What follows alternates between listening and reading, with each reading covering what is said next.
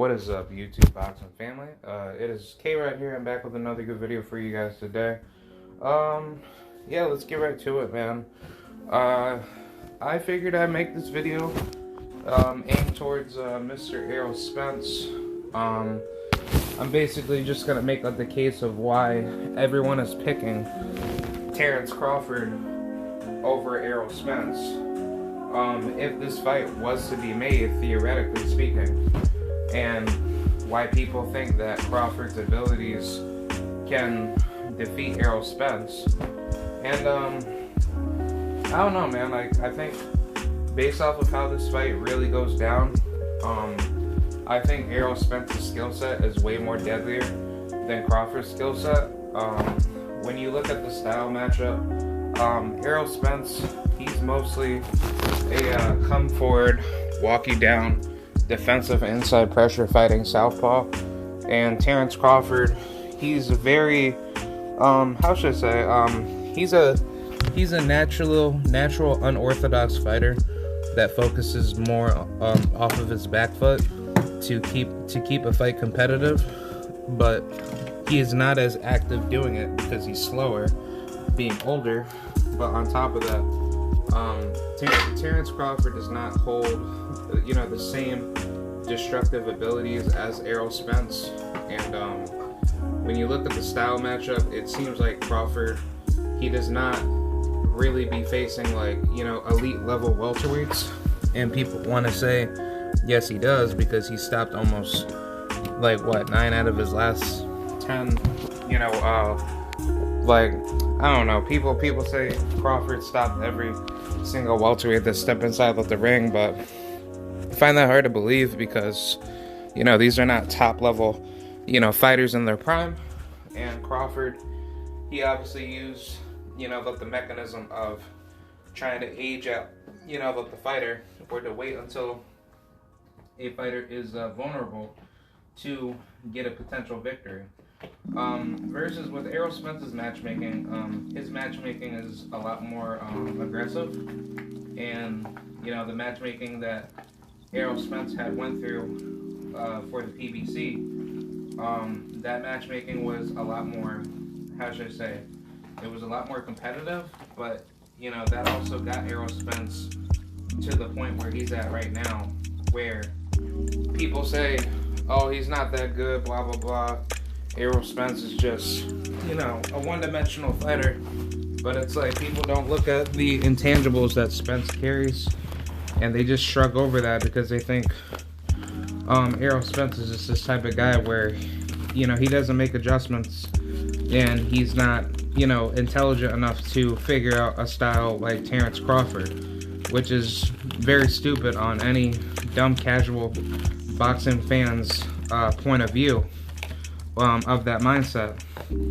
And I think the reason why people are going to that level is because they just don't want to see Errol Spence, potentially win.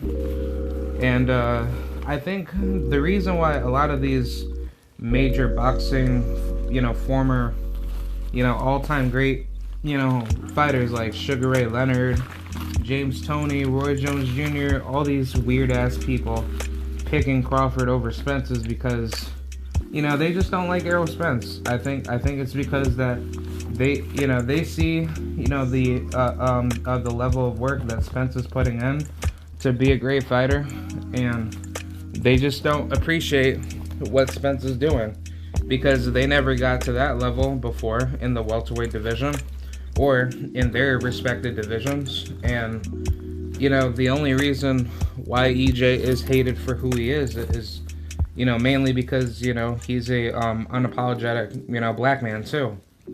I'm not going to use that as a, bare standard to say that EJ, he's on any level to not be, how should I say it, prideful of his own roots, and therefore, he has the hate being, spread off to him. Because it's, not really true. It's just that, he's basically on the same level with Deontay Wilder, where, both of them have something, to stand up for. And unfortunately, people just don't want to respect who they are as a person, because they have an end goal of of achieving something to be remembered forever. And that's something that not a lot of people want to come to the table for, because they actually believe that's like a threat to anybody's political beliefs of what they bring into boxing, which is mentally retarded. But but still, they just don't want to see Errol Spence succeed. And it just doesn't make any sense. I think everything that that you see now with Errol Spence is just that Errol Spence, he's been very quiet throughout the entirety of his career. And I think the reason why people want to find excuses to say Errol Spence can't beat Crawford is because they don't want Errol Spence to win. Plain and simple. They just hate on him. Similar with Deontay Wilder, where they say in almost every fight where Wilder could lose, they don't want to have a instance of thinking, okay, well, if Wilder wins, then what?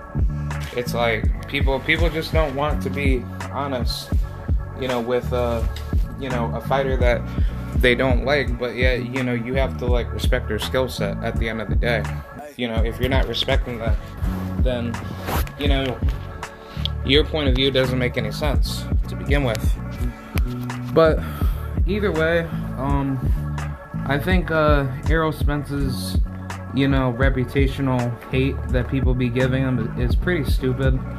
I truly respect Errol Spence a lot. I look up to him a lot, and I like everything that he does in and out the ring. Some of the great skills that Errol Spence can really possess in his arsenal, or that he does possess now in his arsenal, that will give Terence Crawford a lot of problems, will definitely be his high ring IQ and his destructive pressure.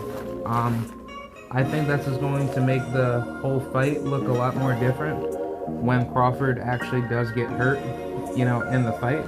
Because, we have seen Crawford get dropped before.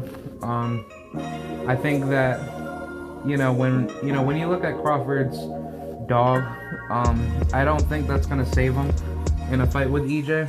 I think EJ will use that as a primer to get his pressure going. And when Crawford does get hurt by Errol Spence, that's really where the fight itself is not really competitive anymore. And it's definitely going to play a different role in how the fight will play itself out. But pretty much everything that Spence is doing now, working on his craft, I think every single bit of his intangibles is just all wrong for Crawford. And the fact that none of these legendary greats give Spence enough credit for what he's done in the welterweight division clearly shows that they just never liked Errol Spence from the beginning. Because if they did, I think those odds would definitely be a lot more different if people looked at Errol Spence's skill set a lot more vibrantly. But either way, in closing point, I think when Errol Spence, if he can get the opportunity to fight Crawford, I think Errol Spence is gonna get a lot of people's hearts broken, and it's gonna be a good major upset. Well, not really, but it's gonna be a good major turning point in the political timeline of where Errol Spence will be if he does get undisputed with Crawford and defeat him.